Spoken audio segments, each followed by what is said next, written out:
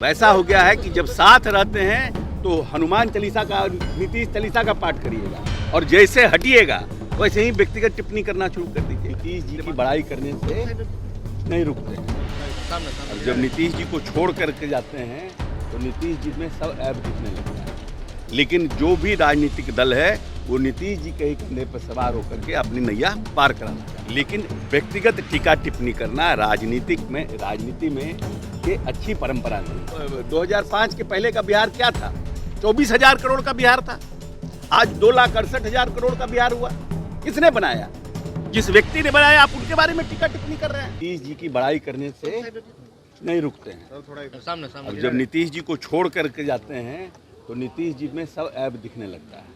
लेकिन जो भी राजनीतिक दल है वो नीतीश जी के ही कंधे पर सवार होकर के अपनी नैया पार कराना चाहता है।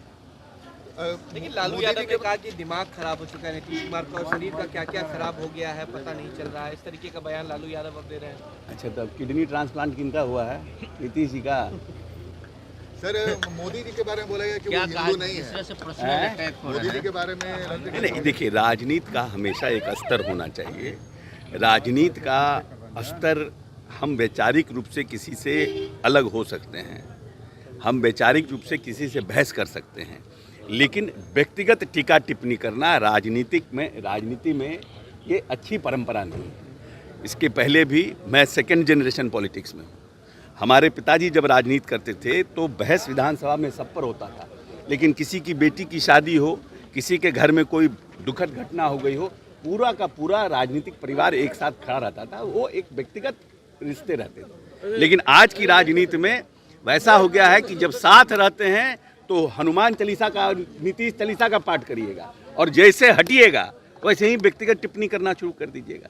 दिमाग खराब हो गया है, ये हो गया है, शरीर का, ये कोई है टिप्पणी करने की स्थिति है? नीतीश जी के तरह कोई भी व्यक्ति बिहार की राजनीति में अगर खटता हो, सुबह से शाम तक, एक व्यक्ति का नाम बता दीजिए कि जो नीतीश जी की तरह बिहार के लिए खटता हो और दिन भर उद्घाटन, शिलान्यास और योजनाओं को भ्रमण करने के अलावा उसको मॉनिटरिंग करने एक भी राजनेता है, एक भी?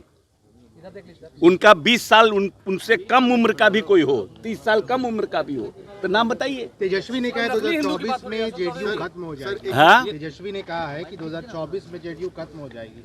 अब बहुत लोग मुंगेरी लाल के हसीन सपने देखना खराब बात थोड़ी है। सर, नकली हिंदू की बात हो रही है कि हिंदू असली प्रधानमंत्री को नकली हिंदू और असली हिंदू का इसका क्या डेवलपमेंट ओरिएंटेड बात होना चाहिए ना। बिहार में आखिर में ये कोई तो नहीं बोल रहा है कि आज जो प्रधानमंत्री जी ने उद्घाटन किया 5 तारीख को, जिसमें माननीय नीतीश जी गए, वो 1934 के भूकंप में वो रेल खंड टूटा था।